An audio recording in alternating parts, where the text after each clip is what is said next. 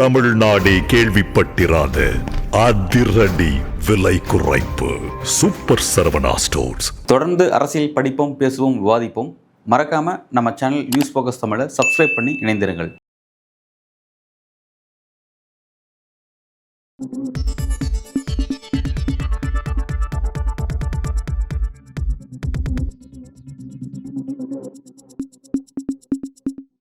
News focus தமிழர்களுக்கு வணக்கம். இன்று நம்முடன் உரையாட காங்கிரஸ் கட்சியைச் சேர்ந்த மூத்த நிர்வாகி திரு அலி முகாரி அவர்கள் இணைந்திருக்கிறார்.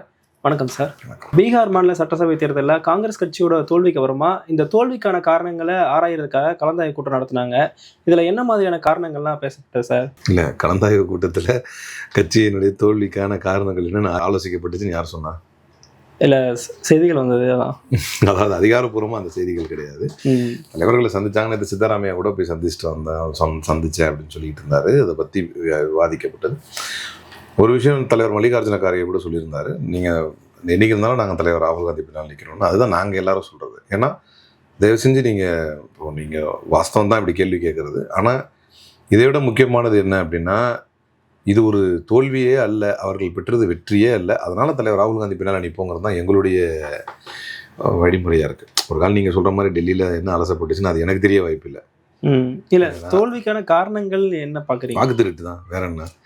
நாங்கள் தான் இன்னைக்கு, அதாவது பொதுவாக நீங்கள் ஒரு விஷயம் வந்து யதார்த்தம் தான். இப்போ நீங்கள் உங்களை மாதிரி கேள்வி கேட்கக்கூடியவர்கள் வந்து யதார்த்தமாக கேட்குறது என்னென்னா, தோத்துட்டா இப்போ பார்த்தாலும் வந்து இவிஎம் குறை சொல்கிறது, தேர்தல் ஆணையத்தை குறை சொல்கிறது, இது காலகாலமாக நடந்து தானே இருக்குது. உண்மைதான். This is not the same in this case.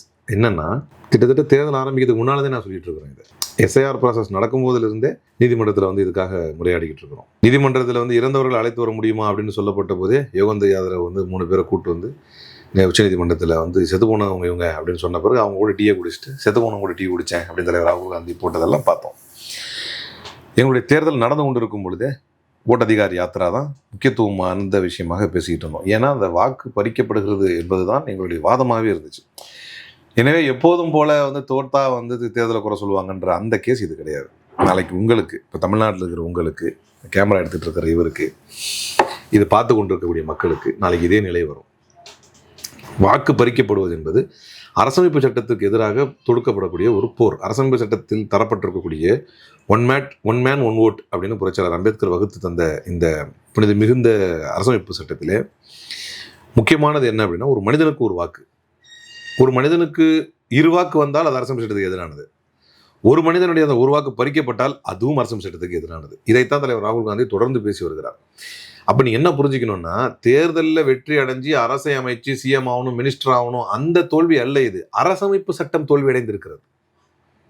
One man one ஓட்டுங்கிற policy தோல்வி அடைந்திருக்கிறது. ஒரு ஆளுக்கு 1 வாக்கே கிடைக்காமவும் போய் தோல்வி அடைஞ்சிருக்கிறது. ஒரு ஆள் பல இடங்களில் ஓட்டு போட்டும், ஹரியானாவில் நாங்கள் அம்பலப்படுத்தியதை போல கர்நாடகாவில் வந்து உங்களுடைய வாக்கை நான் வந்து பக்கத்து வீட்டில் இருந்து பறிச்சிருக்கிறேன். ஆனால் அது எனக்கும் தெரியல, உங்களுக்கும் தெரியல. அப்புறம் பார்த்தா வெளியே கால் சென்டர் வச்சு அதை பறிச்சிருக்கானுங்க. அப்போ நாங்கள் திரும்ப திரும்ப திரும்ப தூக்கத்தில் எழுப்பி கேட்டவங்க நான் தான் சொல்லுவேன், எதனால் தோத்தீங்க அப்படின்னா வாக்கு திருட்டு. அப்போ இந்த துருராட்டி கூட ஒன்று அழகாக ஒன்று போட்டிருந்தார், ஜெயிக்கிறதுல என்னையா உங்களுக்கு திருப்தி வந்துட போகுது, இது இந்த வெற்றி உங்களால் கொண்டாட முடியுமா? முடியவே முடியாது. ஒரு பாஜக காரர் கூட மனதார இதை கொண்டாடவில்லை. இதுதான் உண்மை. மோடி வேணா சும்மானா பேசிக்கலாம், ரொம்ப இருக்கிற மாதிரி. பாஜக காரர்கள் உள்ளபடி இவ்வளோ மாதிரி இதை கொண்டாடலை. காரணம் என்னென்னா, நாட்டின் பாதிக்கும் அதிகமான ஜனத்தொகைக்கு தெரியும் இது திருட்டு அப்படின்னு.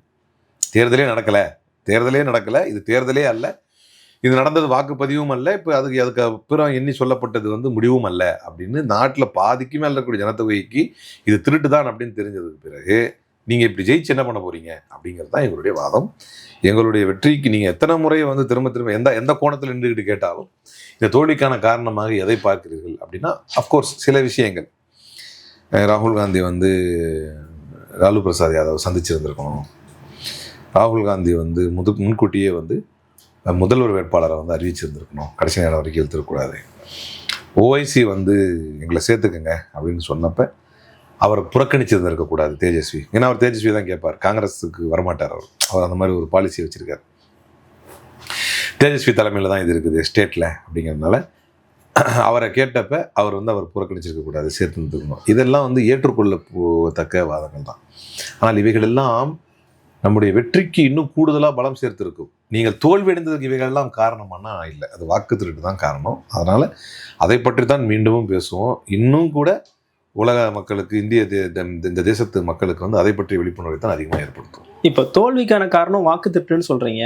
இந்த பீகார் மாநில தேர்தலோட சேர்த்து 8 மாநில சட்டசபைக்கான இடைத்தேர்தல் நடந்தது. இதுல ஜம்மு காஷ்மீர், ஜார்க்கண்ட்ல காங்கிரஸ் ஜெயிச்சிருக்காங்க. அந்த இடத்துல வந்து இவங்க வாக்கு திருட்டுன்ற பேச்சே வரல. அப்போ இது ஜெயிச்சா தேர்தல் நியாயமா நடந்தது, தோத்தா இதை ஒரு காரணமா சொல்ற மாதிரி எடுத்துக்க முடியுமா?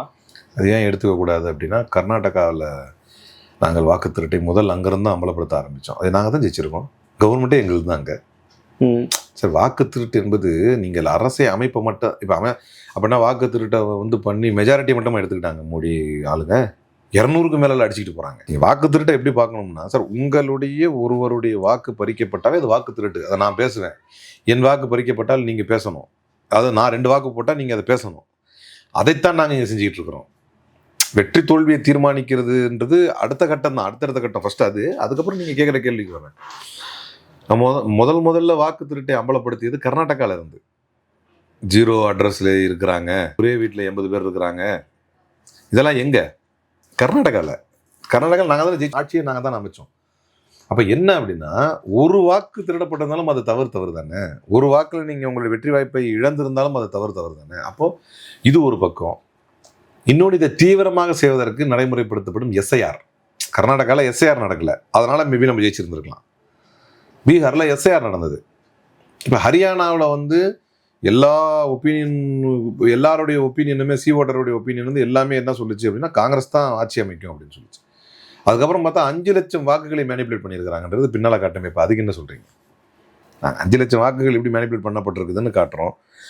அதே மாதிரி நாங்கள் கர்நாடகாவில் வந்து இதே வாதத்தை வைக்கும்போது அந்த தொகுதியில் வந்து காங்கிரஸ் தான் ஜெயிச்சது. இப்போ அது பிரச்சனை அல்ல. இந்த இடத்துல நாங்கள் இப்படி புரிஞ்சுக்கங்க. அது இதுக்கு ஈஸியாக பதில் சொல்லிட்டு போயிடலாம். நாங்கள் ஓவர்வெல்மிங்காக ஜெயிக்க வேண்டியது நார்மலாக ஜெயிக்க வச்சிட்டீங்க, நீங்கள் கொடூரமாக தோக்க வேண்டியது கொஞ்சம் ஓட்டை கூட கூட்டிக்கிட்டீங்க அப்படின்னு சொல்லுவோம். என்ன செய்கிறாங்க? எங்களுடைய வாதம் இதுவல்ல. மிஷினில் கொண்டு போய் ஒரு ஃபிக்ஸ் பண்ண உடனே மொத்த ஓட்டம் அவங்களுக்கு விழுந்துருச்சு. அதுவல்ல. இங்கே ஒரு 60 பேர் வாக்களிப்பான், இங்கே ஒரு 40 பேர் வாக்களிப்பான்னா, இங்கேருந்து ஒரு 30 பேரை வந்து வாக்கு இல்லாமல் ஆக்குவது, இங்கே வந்து தகுதி இல்லாத ஒரு 20 பேருக்கு வாக்கு எக்ஸ்ட்ரா கொடுக்கறது, இதன் மூலமாக தேர்தல் அரித்மெட்டிக்ஸை வந்து கணக்கு சரி பண்ணுறது. இதுதான் புரிஞ்சுக்கணும்.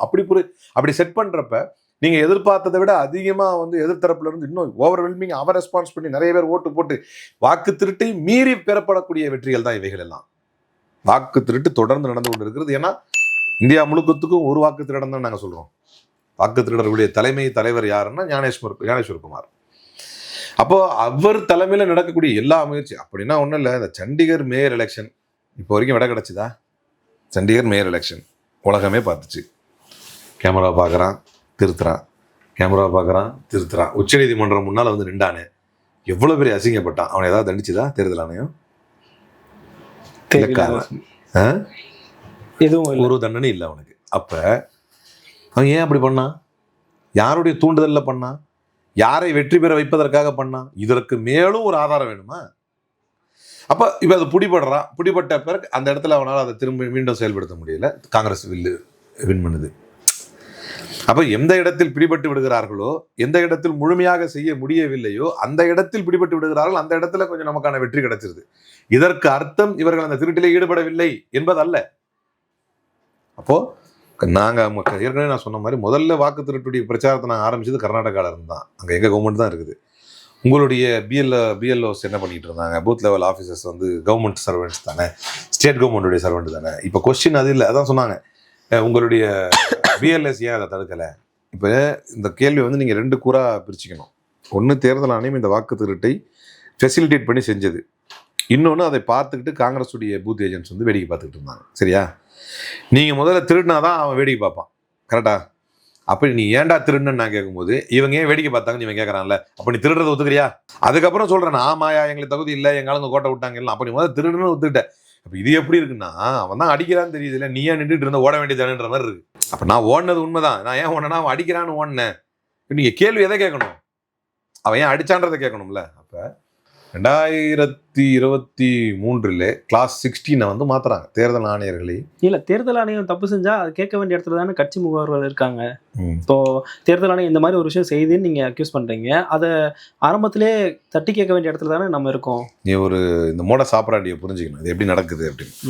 பூத் லெவல் ஆஃபீஸர்ஸ் ஃபர்ஸ்ட் கவர்மெண்ட்ல இருந்து என்னைக்கு அவங்க கீழே ஒர்க் பண்ணுற ஸ்டேட் கவர்மெண்ட்டுடைய ஆஃபீஸர்ஸ் வந்து தேர்தல் ஆணையத்துடைய கண்ட்ரோலுக்கு வரும்போது அவங்க பிஎல்ஓஸாக மாறுறாங்க. அப்போ அவங்க வந்து நேரடியாக ரிப்போர்ட்டிங் யாருக்கு அப்படின்னா தேர்தல் ஆணையத்துக்கு.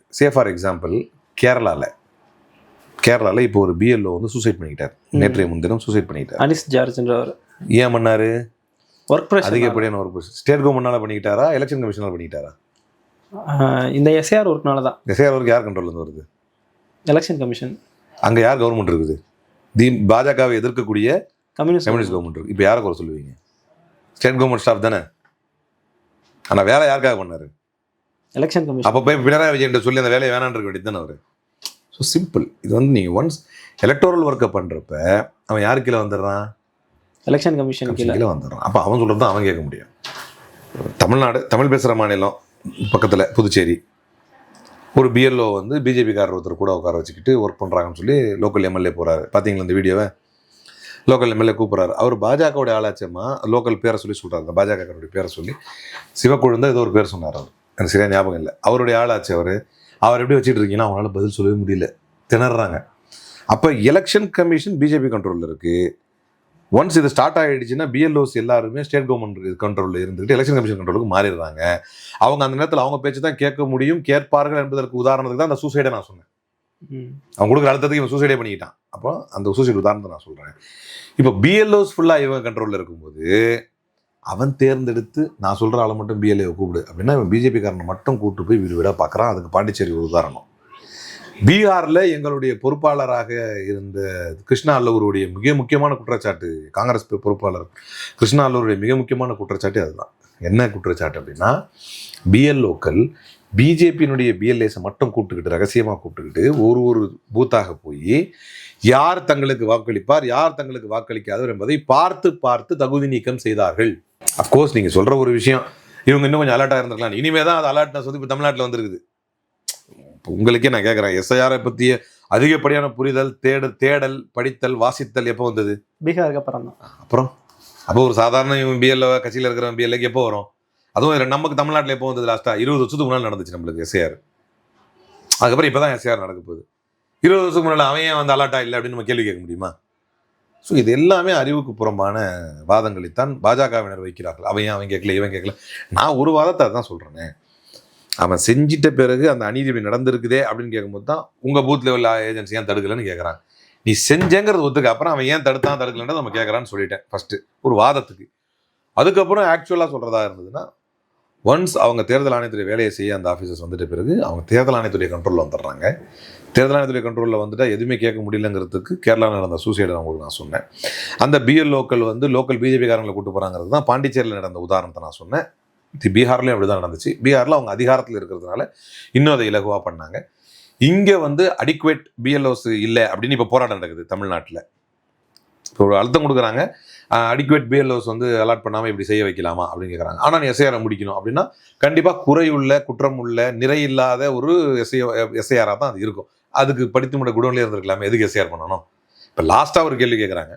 4 லட்சம் வாக்கு வந்து எஸ்ஐஆர் முடிஞ்சதுக்கு பிறகு நீங்கள் கொடுத்த ஃபைனல் ஓட்டர் டிராஃப்ட் லிஸ்ட்டில் இருந்து வாக்களித்தவருடைய எண்ணிக்கை 4 லட்சம் கூடியிருக்கு, எப்படி கூடியிருக்கு அப்படின்னு கேட்டால், இல்லை சட்டத்தில் வந்து அதுக்கப்புறம் எஸ்ஐஆர் முடிஞ்சதுலேருந்து 10 நாளைக்கு புதுசாக சேர்க்கறதுக்கு வந்து வழிவகை இருக்குது அப்படின்னு தேர்தல் ஆணையம் பதில் சொல்லுது. அப்புறம் என்னத்துக்கு எஸ்ஐஆர்னு கேட்குறேன். இவ்வளோ ஸ்ட்ரிக்டாக பண்ணி 65 லட்சம் பேருக்கு வாக்கு இல்லாமல் ஆக்கி, அது இந்தியன் சிட்டிசன்ஷிப்பை நம்ம பார்க்க வேணாமா? தேர்தல் ஆணையத்தை வந்துட்டு இது சுப்ரீம் கோர்ட்டில் வந்துட்டு அப்படியே கடமையே கண்ணாயிரம்னு பயங்கரமாக பதிலாம் சொல்லிட்டு விட முடியாது. அப்படி பங்களாதேஷ்காரன் வாக்களிக்கிறத காங்கிரஸ் விரும்புதுன்னு அமித்ஷா பிரச்சாரம் பண்ணி ஆச்சா பூஜான் எல்லாம் பேசினானுங்க. எல்லாம் எதுக்கு சொன்னாங்கன்னா, ஸ்ட்ரிக்டாக பண்ணணும், வாக்கு இல்லாதவன் தான் இந்தியன் படி தான் வாக்களிக்கணும் அப்படி இப்படின்னு சொல்லிட்டு இவ்வளோ தூரம் எஸ்ஐஆர் பண்ணிட்டு அதுக்கப்புறம் 10 லட்சம் 4 லட்சம் பேர் கூட தான் ஏண்டா வந்தான்னு கேட்டால், அந்த அப்புறம் வரைக்கும் சேர்க்கலாம். அப்புறம் இதுக்கு எஸ்ஐஆர் சரி, இவன் தான் இந்த எஸ்ஐஆர் பண்ணுறான்னா இது இன்னும் இப்போ வாக்கு திருட்டு தான் இதுக்கு காரணங்கிறதுக்கு இன்னொரு மிக முக்கியமான ஆதாரம் என்ன அப்படின்னா, இப்போ தமிழ்நாட்டு எஸ்ஐஆர் எப்படி நடத்த போகிறாங்கன்னு நினைக்கிறீங்க? இனிமேல் என்மாஸ் டெலிஷன் கிடையாது. They are going to establish connectivity. நீங்கள் வந்து ஒரு வெஸ்ட் பெங்கால்காரர் கடந்த எஸ்ஐஆரில் எலக்டோரல் ரோலில் வந்து உங்கள் பேரண்ட்ஸோ அல்லது உங்கள் ஃபேமிலியோ கலந்து கொண்டதை நீங்கள் நிறுவி விட்டால் போதுமானது, உங்களுக்கு தமிழ்நாட்டில் ஓட்டு கிடைத்தது. நான் என்ன கேட்குறேன், இதை ஏன் பீகாரில் பண்ணலை? பண்ணலை. அது இப்போ நாங்கள் பாடம் கற்றுக்கிட்டோம். அப்போ எதுக்கு இப்போ நீ பாடம் கற்றுக்கிறதுக்கு 65 லட்சம் பேர் ஓட்டு எல்லாம் உனக்கு? அப்போ இந்த இத்தனை கேள்விகள், ஒரு ஆள் பல இடத்துல ஓட்டு போகிறதெல்லாம் சட்டவிரோதம், ஆதாரம் இருந்தால் நடவடிக்கை எடுப்போம். இந்த அஜித் குமார் ஒருத்தன் ஓட்டு போட்டிருக்கான், பீகாரில் போட்டிருக்கான், ஹரியானாவில் போட்டிருக்கான், டெல்லியில் போட்டிருக்கான், ஃபோட்டோவோட ஆதாரம் இருக்குது, என்ன நடவடிக்கை எடுக்க போகிறீங்க? அப்போது இதை வேற ஏதாவது காரணமாக இருக்குமா? சரி இது விடுங்க, யார் ஓட்டு திருட்டலாடுங்க, வேற ஏதாவது தோற்றதுக்கு காரணம் இருக்கும் அப்படின்னு பேசுகிறதே ஜனநாயக விரோதம் நான் சொல்கிறேன். ஏன்னா அது பேசுவதே பிரைம் ஃபோக்கஸை வச்சு மக்களை பிரைம் ஃபோக்கஸை விட்டு மக்களை மடைமாற்றோம். அதனால் தான் நான் தொடர்ந்து இதையே பேசி வருகிறேன். ஏன்னா இதுதான் காரணம். இதை ஏன் நம்ம தமிழ் பேசுகிற மண்ணில் பேசணும்? அன்றைக்கி கூட எழுச்சி தமிழர் பேசிகிட்டு இருக்கும்போது ஒரு வாதத்தை சொன்னார். 25 லட்சம் பேர் ஆல்ரெடி இப்போ வாக்கு பறி கொடுத்த நிலைமையில் இருக்கிறாங்க அப்படின்னு சொன்னார். எங்கே தமிழ்நாட்டிலையா? அவர் பேசிகிட்டு இருக்கும்போது சொன்னார், முழுமையான தரவா இல்லை, நான் ஒரு துருக்கு ஒரு காணொலி மட்டும் பார்த்தேன். அப்போ அது ஒரு பயத்தை ஏற்படுத்துது நம்மளுக்கு. அப்போ அந்த 25 ஏன்னா இப்போ ஓடிக்கிட்டு இருக்குல்ல, இன்னும் எத்தனை பேருக்கு இவன் தகுதி நீக்கம் பண்ணான்னு தெரியல, எத்தனை பேர் தகுதி கொடுத்தான்னு தெரியல. நான் என்ன கேட்குறேன்னா, பீகாருக்கு எதிரான எஸ்ஐஆர் வழக்கு இடைக்கால உத்தரவோடு நிற்குது, இன்னும் மெயின் வழக்கு ஓடிக்கிட்டு இருக்குது, அதுக்குள்ளே தேர்தலே முடிஞ்சிருச்சு. இப்படி பரபரப்புலேயே வச்சுக்கிட்டு நடத்த போறீங்க எல்லா தேர்தலையும். மற்ற எல்லாத்தையும் சேர்த்து உங்களுக்கு 6 மாதம் தேவை. கடந்த எஸ்ஐஆர்லாம் நீங்கள் 3 மாதத்துலேருந்து 6 மாதம் வரைக்கும் பண்ணியிருக்கீங்க. இப்போ 25 நாளில் 1 மாதத்தில் பண்ணுறீங்களே, எப்படி முடியுது உங்களால்? அதாவது ஃபார்ம் 17C பற்றி உச்சநீதிமன்றத்தில் ஒரு வழக்கு பார்த்துருப்பீங்கன்னு நினைக்கிறேன். அசோசியேஷன் ஃபார் டெமோக்ராட்டிக் ரிஃபார்ம்ஸ் ஒரு வழக்கு போடுறாங்க, ஏடிஆர். ஒரு 2-3 வருஷத்துக்கு முன்னால் இருக்கும், என்னுடைய நினைவு சரியாக இருந்தால். அப்போ அந்த வழக்கில் ஃபார்ம் 17Cயே தேர்தல் ஆணையத்தோட வெப்சைட்லேயே வெளியிட்டுருங்க, அது என்னது பூத் ஏஜென்ட்ஸ் கையில் கொடுக்குறது, இப்போ அப்படி வெளியிட முடியாது, குழப்பங்கள் வரும் அப்படின்னு சொல்கிறாங்க. அப்போ என்ன சொல்கிறாங்கன்னா, ஒவ்வொரு பூத் லெவல் ஆஃபீஸர்ஸ் இருப்பாங்க இல்லையா, ஒவ்வொரு ரிட்டர்னிங் ஆஃபீஸர்ஸ் இருப்பாங்கல்ல, அந்தந்த ரிட்டர்னிங் ஆஃபீஸர்ஸ் கையில் கொடுத்து நீங்கள் பிரித்து கொடுக்க சொல்லுங்கள் அப்படின்னு கணக்கு போடுறாங்க. அப்போ 543 ரிட்டர்னிங் ஆஃபீஸர்ஸு கணக்கு போட்டால் சற்றேறக்குறைய ஒரு 5000 சில்லற மொத்தம் ஃபார்ம் 17C வருது. அதை தேர்தல் ஆணையத்தில் கேட்குறாங்க, ஏன் அப்படி செய்யலாமே, நீங்கள் ஒரு returning officers 543 returning officers into இப்படி போட்டால் இவ்வளோ வருது, இது கொடுத்துடலாம்ல அப்படின்னு கேட்டால், சில ஆயிரம் ஃபார்ம்ஸை ஹேண்டில் பண்ணுறதுக்கு எங்ககிட்ட மேன் பவர் இல்லைன்னு பதில் சொன்ன தேர்தல் ஆணையம். அப்படி பதில் சொன்ன தேர்தல் ஆணையம் 25 நாளில் 13 கோடி பேருக்கு எஸ்ஐஆர் ப்ராசஸ் பண்ணிட்டோங்கிறாங்க.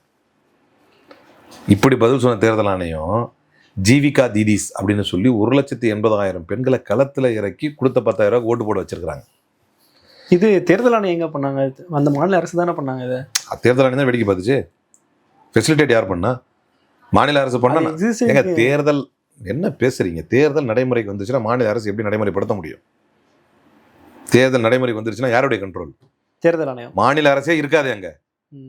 ஆனா ஏற்கனவே இருக்க திட்டங்களுக்கு எந்த ரெஸ்ட்ரிக்ஷனும் இருக்காது. ஜீவிகா தீதீஸ் ஏற்கனவே இந்த திட்டம் இல்லையே. அப்படிதான் அது காரணமா சொன்னாங்க. இப்போ ஏன் பணிக்கு போனாங்க? 10,000 ஏன் போட்டாங்க? இப்போ சரி, தமிழ்நாட்டில் என்ன பண்ணாங்க? இதே மாதிரி பணம் தருவதற்கும் நலத்திட்ட உதவியும் செய்யறதுக்கு தேர்தல் ஆணையம் தடை செய்தது தமிழ்நாட்டில். ஏற்கனவே அறிவிக்கப்பட்ட திட்டம் தானே. ஏற்கனவே எப்போ அறிவிக்கிறீங்க? நான் ஒரே ஒரு கேள்வி தான் கேட்குறேன். நீங்கள் நியாயமானவங்கன்னா போன வருஷமே அறிவிச்சு ஒன்று கொடுக்க வேண்டியதானே ஒரு 10,000. இந்த மாதம் அறிவிக்கிறீங்க, எவ்வளோ நேர்த்தினா அறிவிக்கிறது தேர்தலுக்கு முன்னால், கொடுக்கறது தேர்தலுக்கு அப்புறம். தேர்தல் தேதி மாடல் கோட் ஆஃப் கான்டக்ட் நடைமுறைக்கு வந்ததுக்கு பின்னால் கொடுக்குறாங்க. எல்லார் அக்கௌண்ட்லேயும் போகுது காசு. 3,000 இருந்தால் போதும், அவனுக்கு 6,000 இருந்தால் போதும் அவன் குடும்பத்துக்கு. அப்படி தான் 2022 காஸ்ட் சர்வே சொல்லுது. ஒரு 34.13% ஹவுஸ் ஹோல்டு வெறும் 6,000 இருந்தாலே போதும்னு சொல்லுது. அவங்ககிட்ட கொண்டு போய் 10,000 கொடுத்தா ஏன் ஓட்டு போட மாட்டான்றான். 71% பெண்கள் ஓட்டு போடுறாங்க. கேட்டால் என்ன சொல்கிறாங்க, பீகாரில் பெண் புரட்சி பண்ணிட்டார் நிதிஷ்குமார். அவர் யோசிச்சு வச்சிருக்கானுங்க பாருங்கள், ஒரே பேட்டர்ன், எல்லாரும் ஒரே பதில், புதுசாக பதில் சொல்ல தெரியல. எல்லா பிஜேபிக்காரும் ஒரே பதில். பூர்ண மதுவிலக்கு அமலில் இருக்குது. பாவிகளாக உங்கள் பூர்ண மதுவிலக்கில் கொல்லி வைக்க 2022 78 பேர் கள்ளசாராயம் குடிச்சு செத்தான். கவர்மெண்ட் கணக்கு 48, பொதுமக்கள் கணக்கு 78. அதில் கூட கோல்மால் தான். ஏன் இப்படி ஆயிடுச்சேன்னு கேட்டால், குடிச்சா செத்தான் பவனர் நிதிஷ்குமார். இந்த நிதிஷ்குமார் பெண்கள் வாழ்க்கையில் ஒளியேற்றிட்டாராம். அதனால் பெண்கள்லாம் சாரையாக ஓட்டு போட்டாங்களாம். இப்போ நீங்கள் 10,000 கொடுத்ததுனால தான் அந்த பெண்கள் ஓட்டு போட்டாங்க அப்படிங்கிறதுல மாற்றக்கிறது இல்லை. ஸோ 2 விஷயம், இதுவும் ஒரு வகையான வாக்கு திருட்டு தான். தேர்தல் அதான் நான் கேட்குறேன். இந்திரா காந்தி அவர்களுடைய வரலாற்றில் இந்திரா காந்தி அவர்களுடைய எம்பி பதவி நீதிமன்றத்தால் பறிக்கப்பட்டது. ஏன்? ஒரே ஒரு ஒன்றிய அரசு பணியாளரை சென்ட்ரல் கவர்மெண்ட் ஸ்டாஃப் ஒருத்தரை தன்னுடைய தேர்தல் பணியின் போது பயன்படுத்தினார்கள் என்பது குற்றச்சாட்டு. அதை காட்டி வழக்கு போட்டு நீதிமன்றத்தில் அவ்வளோ பவர்ஃபுல்லான ஒரு பிரைம் மினிஸ்டர் எம்பியாக இருக்கும்போது அவங்களுடைய பதவியை பறிச்சாங்க. அந்த அளவுக்கு எல்லாம் நடுநிலைமையோடு செயல்பட்டுச்சு. அவங்க பதவியை பறிச்சாங்க. அது உண்மையாக பொய்யாங்கிறது அப்பாற்பட்டது. அப்படின்னா இப்போ நீங்கள் பண்ணிட்டு இருக்கிறது, அப்போ இந்த தேர்தல் ஒரு அரசு பணியாளரை பயன்படுத்தியது முறைகேடு என்று சொன்னால், இவ்வளவு அரசு பணியாளர்களை தன் வசதிக்கு ஏற்ப 1,80,000 பேரை இறக்கி விட்டது முறைகேடு இல்லையா? ஒரு அரசு பணியாளரை ஒரே ஒரு சென்ட்ரல் கவர்மெண்ட் ஸ்டாஃபை பயன்படுத்தினது முறைகேடு, அதனால் இந்திரா காந்தி எம்பியாக இருந்ததே செல்லுபடி ஆகாது அப்படிங்கிறது சரி. அப்படின்னா 3 IAS ஆஃபீஸர்ஸ் இன்னைக்கு தேர்தல் ஆணையர்களாக நியமிக்கப்பட்டு அவங்க 3 பேருமே சென்ட்ரல் கவர்மெண்ட்டுக்காக வேலை பார்க்குறாங்களே, இது வரைக்கும் ஒரு கேள்வி கூட கேட்கலையே. ஸோ இவங்களுடைய நியமனம் என்பதாக சொல்கிறாங்க. 2023 கிளாஸ் 16 அமெண்ட் பண்ணுறாங்க. தேர்தல் ஆணையர்களை பற்றிய விதிமுறைகளை தளர்த்துறாங்க. என்ன செய்கிறாங்க அப்படின்னா, அவங்க ஆஃபீஸில் இருந்தப்ப, அவங்க அதிகாரத்தில் இருந்தப்ப எடுக்கப்பட்ட எந்த முடிவுக்கும் அவர்கள் அதிகாரத்தை விட்டு போனதற்கு பின்னால், அவர்கள் ரிட்டையர்ட் ஆனதுக்கு பின்னால், அவர்கள் பணியிலிருந்து ஓய்வு பெற்றதற்கு பின்னால் கூட அவர்களை தண்டிக்க முடியாது. எதற்காக இந்த சட்டத்தை திருத்தினாங்க? மற்ற எல்லாத்தையும் விட்டுருவேன், நான் பேசவே இல்லை. மற்ற எல்லாத்தையும் விட்டுறலாம், மற்ற எல்லாமே அனுமானம். ஏவனாவது நீங்கள் எனக்கு நீங்களோ அல்லது நீங்கள் யாரையாவது பிஜேபிக்காரனை பேட்டி எடுக்கும்போதோ இந்த 2023 இந்த சட்டத்திருத்தத்தை கொண்டு கிளாஸ் 16 திருத்தி அமைத்து தேர்தல் ஆணையர்கள் தாங்கள் பணியில் இருக்கும் பொழுது எடுத்த முடிவுகளுக்கு அவர்கள் பணியிலிருந்து விடுபட்ட பின்னரும் கூட அவர்களை தண்டிக்க முடியாது அப்படின்னு சட்டத்திருத்தத்தை ஏன் தளர்த்தினீர்கள் அப்படிங்கிற ஒரு கேள்வி. ஒரு கேள்விக்கு நியாயமான பதில் சொல்லுவான் ஏதாவது இருக்க மாதிரி, ஆனால் நியாயமான பதில். அப்போ என்னன்னா, ஞானேஷ்குமாரையும் இந்த மற்ற 2 பேரையும் கூப்பிட்டு வரும்போது நீ என்ன வேணால் அழிச்சாட்டியம் பண்ணு, நீங்கள் இன்றைக்கி இருப்பீங்க கேட்பாங்களே, வேணும் நீங்கள் இன்றைக்கி இருப்பீங்க, என்னைக்கு இருந்தாலும் காங்கிரஸ் ஆட்சிக்கு வரதான் போகுது. நான் வெள்ளையனே விரட்டி சுதந்திரம் வாங்க, நம்மளுக்கு இந்த கொள்ளையர்களை விரட்ட தெரியாதா? விரட்டிடுவோம். ஆனால் அப்போ அவங்க கேட்பாங்க, நாளைக்கு காங்கிரஸ் வந்துச்சுன்னா என்னங்க ஆகுறது, உனக்கு என்னப்பா உத்தரவாதம் தானேப்பா அமித்ஷா நண்பர் அந்த சட்டத்தெல்லாம் திருத்து அப்படின்னு இவர்களை திருத்தியதை தவிர வேறு என்ன நல்ல காரணத்தை, நியாயமான காரணத்தை, எதிர்கட்சிகளே இல்லாத போது நிறைவேற்றப்பட்ட சட்ட திருத்தம் அது. அப்போ எதுக்காக அப்படி பண்ணீங்க? அப்போ இந்த ஒரு கேள்விக்கு இவர்களிடத்துல பதிலே இல்லாத வரை. 2வது தான் தேர்தல் ஆணையர்கள் நியமிக்கும் முறையை மாற்றினது, அதெல்லாம் அப்புறம் மதெல்லாம் கூட அப்புறம் பதில் சொல்லிக்கிட்டோம். அதுக்கு ஒரு காரணம் சொல்லுவாங்க, அதுக்கு முன்னால் வேற மாதிரி இருந்துச்சு, நாங்கள் மாற்றணும். ஒரு விஷயம், ஒரு தேசம் வளர்கிறது என்று சொன்னால் ஒரு செயல்பாடு எவ்வளோ வெளிப்படைத்தன்மையோடு இருக்கிறதோ அது அடுத்தடுத்த கட்டங்களில் அடுத்தடுத்த ஆண்டுகளில் கூடுதல் வெளிப்படைத்தன்மையை நோக்கி தான் நகரணுமே தவிர வெளிப்படைத்தன்மையை குறையக்கூடிய நோக்கத்தில் நகரக்கூடாது. 4 பேர் சேர்ந்து அமைச்சு குழு அமைச்சு தேர்தல் ஆணையரை நியமிக்கிறதா இருக்கிறது ஒரு வெளிப்படைத்தன்மை. அதுலேயே எனக்கு பிரச்சனை இருக்குது. ஏன்னா 2 பேர் பாஜகக்காரங்க, ஒருத்தர் நீதிபதி, ஒருத்தர் எதிர்கட்சி, அதுலேயே நம்மளுக்கு பிரச்சனை இருக்குது. சரி, இதையே ஒரு 5-6 போட்டால் என்னன்றதை நியாயமாக கேள்வி கேட்கணும். அந்த 4 3 எப்படியா இருப்பானுங்க? ஒரு நீதிபதி இல்லாமல் ஆக்கினானுங்களே, ஏன் ஆக்கினானுங்க இது வரைக்கும் ஒருத்தன் சொல்கிறான் நான் பதில். அப்போது இது தேர்தல் ஆணையத்தின் மீது வைக்கப்படக்கூடிய குற்றச்சாட்டுகள் என்பது வெறும் குற்றச்சாட்டுகள் அல்ல. நாளை உங்கள் சந்ததியினர் இந்த தேசத்தை பாதுகாத்தவர்களுக்கான அந்த தியாகத்திற்கான மரியாதை இது எல்லாம் இதில் அடங்கியிருக்கு. எனவே பீகார் தேர்தல் என்பது ஜனநாயக படுகொலையின் ஒரு மிக முக்கியமான உதாரணம். இது தோல்வி அல்ல. எனவே இதில் நாங்கள் கற்க வேண்டிய பாடம் எதுவும் அல்ல. தேர்தல் ஆணையத்தின் மீதும் தேர்தல் மேலேயும் இவ்வளோ குற்றச்சாட்டுகள் வைக்கிறீங்க, ஆனாலும் அதே தேர்தலில் கலந்துக்க வேண்டிய அவசியம் என்ன? இது மக்களுக்கு ஒரு குழப்பத்தை ஏற்படுத்தாதா? இதுதான் முக்கியமே. ஏன்னா குற்றச்சாட்டை வச்சிருக்கோம், ஒன்று இந்த விஷயம் இங்கே முறைகேடு நடக்குதுன்னா அப்போ கண்டிப்பாக நமக்கு தெரிஞ்சிடும் அவங்க தான் ஜெயிக்க போகிறாங்கன்னு தேர்தலை புறக்கணிச்சிருக்கலாம். ஆனால் அவர் தேர்தலில் கலந்துக்க வேண்டிய அவசியம் என்ன இருக்கு? அதான் இதுதான் மக்களுக்கு ஒரு குழப்பத்தை ஏற்படுது. அதான் உங்களுடைய நோக்கமே. தேர்தலை விட்டே போயிடு முடிஞ்சிருமே. ஃபைட்டில் நிற்கணும்ல, களத்தில் நிற்கணும். நியாயமாக நடந்தால் நம்ம களத்தில் நிற்கலாம். அது நியாயமாக இல்லாத போட்டி இருக்கும்போது அதில் கலந்துக்க வேண்டிய அவசியம் என்ன? இன்னைக்கு நீங்கள் இந்த கேள்வி கேட்குறீங்க, பீகார் தேர்தல் முடிஞ்சு எத்தனை நாள் ஆச்சு?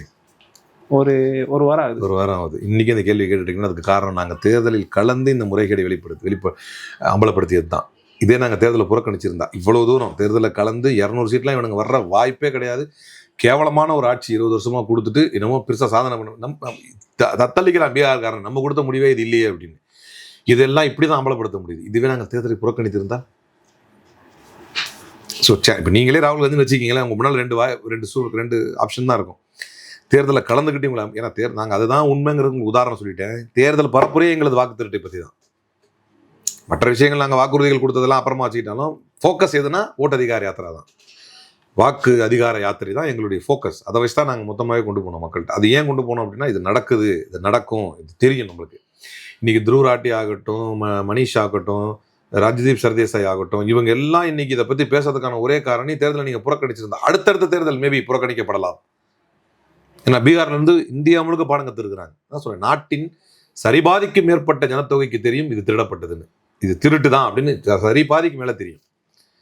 அப்போ இது தெரிய வைத்ததற்கான தேர்தல் பீகார் தானே. நீங்கள் அதை புறக்கணிச்சிருந்தா எப்படி தெரிஞ்சிருக்கும்? அப்போ அவன் என்ன சொல்லுவான்? ஈஸியாக சொல்லுவான், இனி வரக்கூடிய தேர்தலை புறக்கணித்தாலோ அல்லது இந்த தேர்தலில் நம்ம நின்று பார் எப்படிலாம் பண்ணியிருக்கான் பார் அப்படின்னு காட்டினதுனால நாளைக்கு தமிழ்நாட்டிலிருந்து மற்ற 12 மாநிலங்கள் நடக்கக்கூடிய எஸ்ஐஆரில் இன்னும் தீவிரமாக இருப்பாங்க. அந்தந்த மாநிலத்தில் இருக்கக்கூடிய ஆக்கப்பூர்வ சக்திகள், இல்லை லெஃப்டிஸ்ட்டு, இடதுசாரி சக்திகள் சிந்தனையாளர்கள் எல்லாருமே ரொம்ப கவனமாக இருப்பாங்க. அதுதான் இங்கே தமிழ்நாட்டில் நடந்துகிட்டு இருக்கு. ரொம்ப கவனமாக தான் அந்த எஸ்ஐஆரை கையாண்டுகிட்டு இருக்கோம். எல்லாம் முடக்கி விடப்பட்டிருக்கிறார்கள். ஹெல்ப்லைன் கொடுக்குது ஸ்டேட் கவர்மெண்ட்டு. இது எல்லாம் பண்ணுறது எதுக்காக அப்படின்னா, இன்னும் இருக்கானா இந்த எஸ்ஐஆர் ப்ராசஸ் முடிஞ்சு ஃபைனல் வரைவு பட்டியல் அதுக்கப்புறம் ஃபைனல் ஓட்டர் டிராஃப்ட் லிஸ்ட் அதில் எத்தனை பேர் வந்திருக்காங்க, போயிருக்காங்க, நீக்கியிருக்காங்கன்னு துல்லியமாக புள்ளி விவரமாக கணக்கெடுப்போம். அதை கவனிப்போம். எத்தனை பேர் இந்த வாட்டி புதுசாக சேர்க்க தான் போகிறாங்க அதிகமாக தமிழ்நாட்டை பொறுத்த வரைக்கும். ஆமாம், அதனால் நிறைய பேர் நீக்கவே மாட்டான்னு உறுதியாகவும் சொல்ல முடியாது. இப்போ அவனுக்கு என்ன ஆர்டர் சொல்கிறதோ அதை படி செய்வான். அப்போ எல்லாத்தையுமே நீங்கள் கண்ணில் விளக்கெண்ணெய் ஊற்றி பார்க்கக்கூடிய அளவுக்கு உங்களுக்கு கிளியையும் பயத்தையும் கொடுத்தது எது? பீகாரில் நாம் கலந்து கொண்டு கிடைத்த தோல்வியின் மூலமாக தான். ஸோ ஜனநாயகத்தை சில நேரம் நீங்கள் தோல்வி அடைந்து கூட காப்பாற்றலாம். அப்படி இதை எடுத்துங்க. இப்போ தொடர்ந்து ஓட்சவரி, தேர்தல் ஆணையத்தோட இந்த முறைகேடு, இந்த மாதிரி புகாருக்காக ராகுல் காந்தி முன் வச்சுட்டே இருக்காரு. ஏன் அவர் மற்ற விஷயங்களை கவனம் செலுத்துறதில்ல? மத்தியில் ஆளக்கூடிய அரசாங்கத்தோட நடவடிக்கையெல்லாம் மக்கள் பாதிக்கப்படுவாங்க, அதில் கவனம் செலுத்தி அதை பற்றி மக்கள்கிட்ட எடுத்துட்டு கொண்டு போய் சொல்லலாமே. எதில் கவனம் செலுத்துற, எதை சொல்லலை? உதாரணத்துக்கு ஒன்று சொல்லுங்கள். இல்லை, ஓட்சவரிக்கு கான்சென்ட்ரேட் பண்ண அளவுக்கு அது பண்ணியிருந்தா அது இன்னும் மக்கள்கிட்ட எதில் கவனம் செலுத்தலை, எதை சொல்லலை? அது பண மதிப்பிழப்பீடாக இருக்கட்டும், கொரோனாவாக இருக்கட்டும், 3 வேளாண் திருத்த சட்டமாக இருக்கட்டும், டிராக்டர்லேயே போனார், பண மதிப்பிழப்பீடை பற்றி தெளிவாக பேசினார். இல்லை, இதெல்லாம் மக்கள்கிட்ட டேக் ஆஃப் ஆச்சா? ஏன் கொரோனா நேரத்தில் அவர் பேசுனது தான் முக்கியம். சைனா மூடிட்டா நீங்கள் மூடுங்கன்னு போது நான் காலாந்துட்டு இருக்கிறேன்னு போட்டார். அதுக்கப்புறம் பொதுமக்கள் அதை எடுத்து போட்டு அவ்வளோ வைரலாக்குனாங்க. என்னடா ஒருத்தர் தேசத்துக்காக பேசிகிட்டு இருக்காரு, இவர் நான் காலாந்துன்னு ட்விட்டரில் எக்ஸில் ட்வீட் போட்டுட்ருக்காரு அப்படின்னு.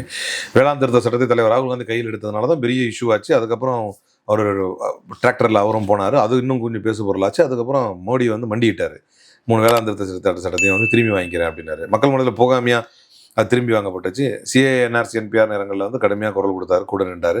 மக்கள் போராட்டமும் வெடிச்சது. அதில் ஒரு பின்வாங்க வேண்டிய சூழ்நிலை வந்துச்சு. சும்மானா ஒரு மீசில் மண்ணோட்டாத மாதிரி சிஏ நடைமுறைப்படுத்தணும் அப்படின்னு அறிவிச்சார். ஆனால் இது பெருசாக நடைமுறையில் வரல. இப்படி எத்தனை விஷயங்கள், அதானியோடைய விஷயங்கள், இண்டக்மெண்ட் மேட்டர்ஸு, அதே மாதிரி ஹிண்டன்பர்க் இஷ்யூ, இது எல்லாத்தையும் அதே மாதிரி அந்த கோலில் அவர் பண்ண, டெல்லியில் உள்ள கோல் மேட்டர்ஸ் அவர் பண்ணது, லாஸ்ட்டாக தான் ஓட்சோரி, கடைசியாக தான் ஓட்சோரி. இப்படி எத்தனையோ விஷயங்கள் தலைவர் ராகுல் காந்தி தான் பேசினார், காங்கிரஸ் தான் பேசிச்சு. ஸ்டில் எட்டகைன் ஆட்சியில் இல்லை, 11 வருஷமாக அதிகாரத்தில் இல்லை. சில பேருடைய ஏச்சி பேச்சுக்கெல்லாம் ஆளாக வேண்டிய சூழ்நிலை இருக்கும், அதுக்கு ஆளாகிட்டு இருக்கோம். அவ்வளோதான். நிறைய கருத்துக்களை தெரிவிச்சிங்க. நன்றி சார். நன்றி.